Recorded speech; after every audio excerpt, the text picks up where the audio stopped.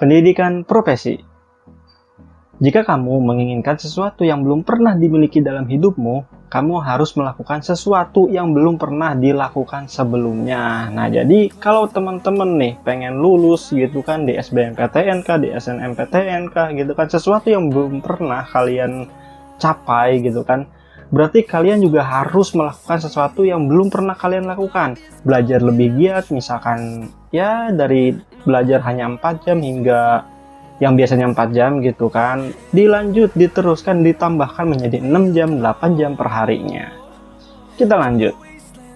Nah, apa itu pendidikan profesi? Jadi, pendidikan profesi merupakan lanjutan dari pendidikan akademik. Jadi, ketika teman-teman ya udah mendapatkan gelar sarjana atau S1, nanti teman-teman bisa mengikuti pendidikan profesi ini. Nah, pendidikan profesi dipersiapkan untuk peserta didik agar memiliki pekerjaan dengan persyaratan keahlian khusus dan juga mendapatkan gelar profesi atau keahlian tertentu.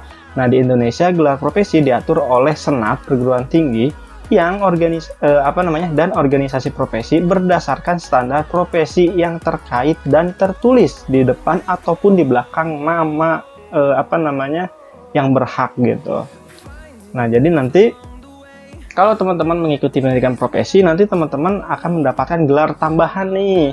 Ini ada contohnya yang di belakang namanya gitu kan, ataupun juga yang di depan. Misalkan seperti dokter itu DR titik, ataupun juga misalkan guru.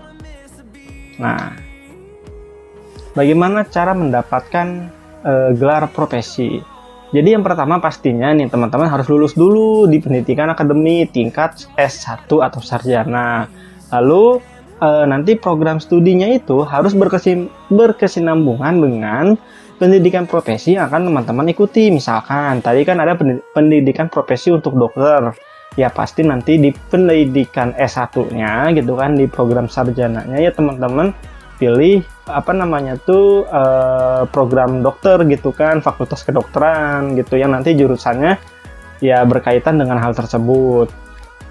Nah, program pendidikan gelar profesi ini itu bisa berbeda-beda gitu kan. Nanti teman-teman mau mengikuti program yang mana gitu. Kalau misalkan kemarin kan di pendidikan akademi ataupun pendidikan vokasi itu sama gitu kan, rata-rata sama. Yang membedakan hanya jumlah SKS-nya gitu per tiap jenjangnya gitu. Nah, kalau di sini nanti teman-teman mau milih apa nih, misalkan pendidikan profesi guru, ya pasti nanti berbeda juga dengan pendidikan profesi dokter gitu kan. Oke, kita lanjut. Nah, ini ada contohnya, misalkan pendidikan profesi buat guru nih. Jadi pendidikan profesi guru atau PPG adalah pendidikan tinggi setelah program pendidikan sarjana yang tujuannya untuk mempersiapkan peserta didik agar memiliki pekerjaan dengan persyaratan keahlian khusus dalam menjadi guru.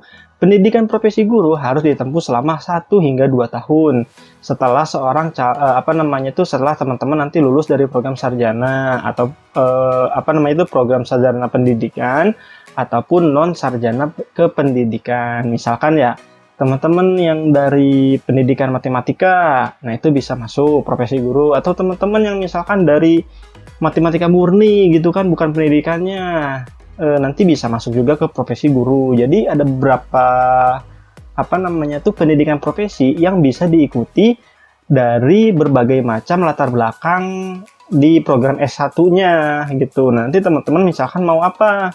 Mau pendidikan profesi guru, tinggal dilihat nanti tuh di di tempat di mana teman-teman tuh mengikuti pendidikan profesi guru. Nah, di situ menerima dari mana saja gitu kan, atau yang mau akuntansi gitu, dari mana saja menerimanya, maksudnya dari latar belakang program sarjana apa gitu. Nah, PPG atau program pendidikan profesi guru diharapkan kompetensi dan profesionalisme guru benar-benar lebih terjamin dengan menjalani masa pendidikan selama 2 semester atau 1 tahun. Nah, PPG berlaku bagi yang ingin menjadi guru baik sarjana dari fakultas pendidikan maupun dari fakultas non-pendidikan seperti yang tadi sudah dijelaskan.